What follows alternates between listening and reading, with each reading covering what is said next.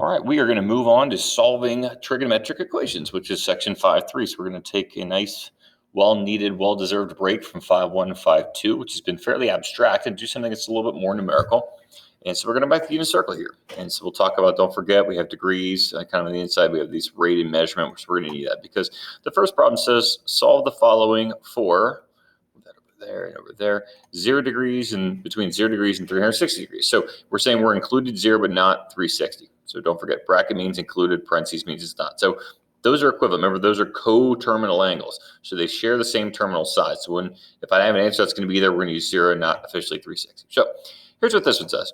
Cosine of x equals this. So for the first time, we're actually going to find out what this value is. Now, forget about the x. That doesn't help us. Reminder, cosine, that is your x value. So we don't care what this says. This could be the cosine of theta, the cosine of capital A, whatever. But cosine's the one that tells us we're looking for the x value there. And that's a really important part about this. We're looking for the x value. So this is essentially asking you what angle.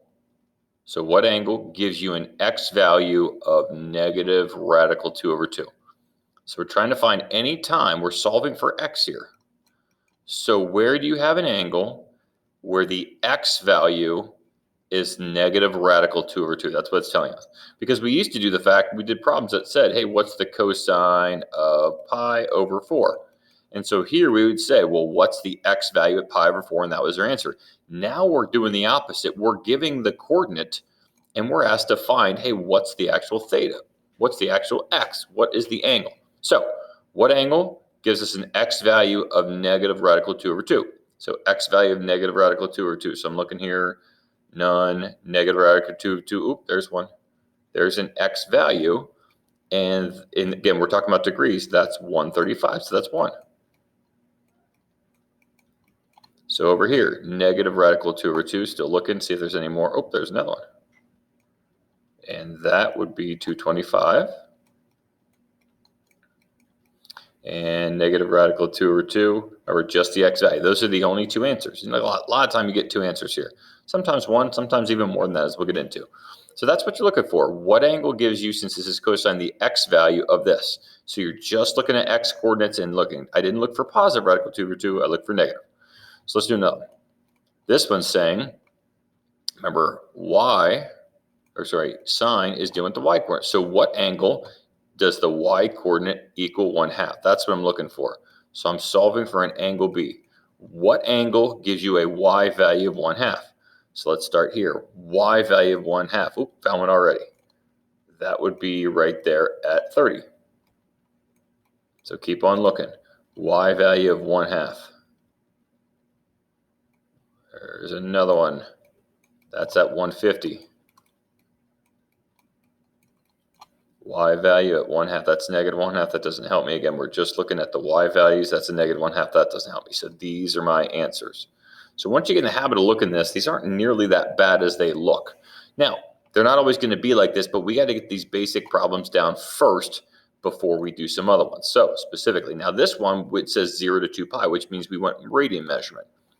So the first thing I'm going to have to do is get this cosine by itself first, because I don't have it by itself. These guys were either cosine or sine equal. So here, divide both sides by 2.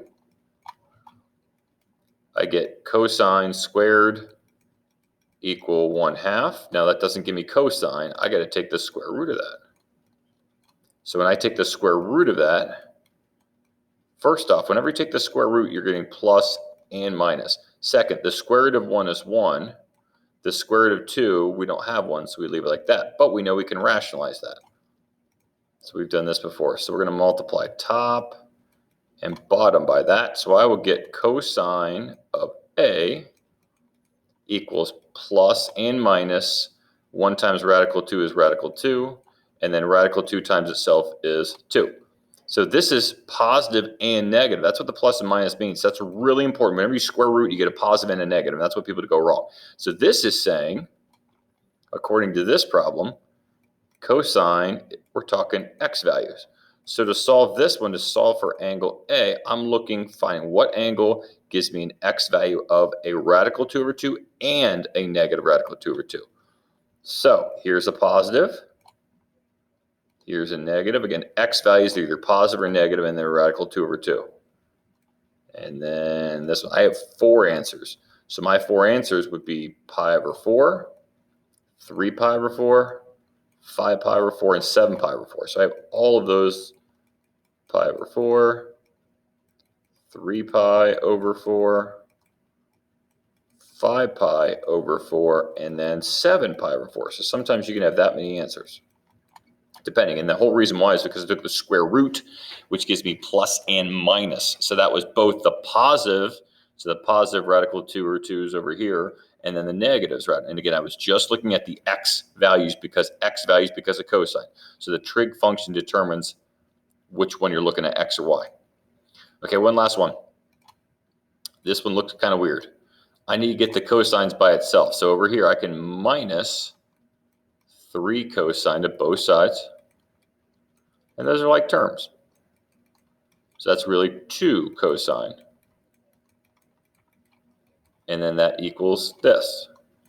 So I still need to get the cosine by itself, but that's being attached by the 2. So the opposite of multiplying by 2 is to divide.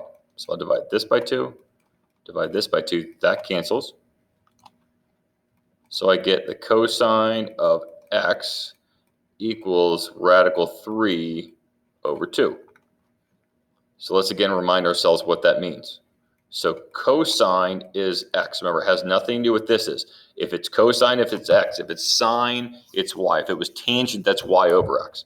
So I'm solving for this x, but remember, x is because of the fact that it's cosine. So what angle would give you an x value, because it's cosine, of radical 3 over 2? So I'm looking for an x value of radical 3 over 2. Well, I found one here, and that's pi over 6 right there. So again, the reason why I'm doing radian measurement is because this time it said it wanted in radians. Look for another radical 2 over 2. X value only of radical. That's negative. That doesn't help me. So I'm looking for just an x value. And then I found another one, which is 11 pi over 6.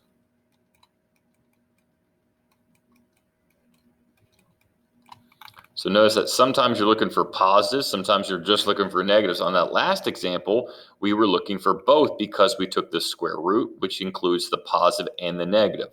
Every time we solve quadratics, that's what we do. So again, this one we just solved. We didn't take the square root, so it was not plus or minus. In this case, it was just a positive. So we only look for x values, again, because that's cosine of radical 3 over 2.